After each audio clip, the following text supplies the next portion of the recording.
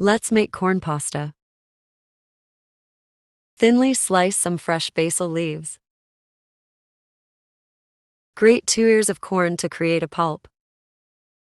Dice a shallot. Remove corn kernels. Boil shell pasta to al dente. Add some salt. Sauté shallots. Add the garlic. Add corn kernels, salt, and corn pulp. Stir. Reserve some pasta water. Add pasta water to the sauce.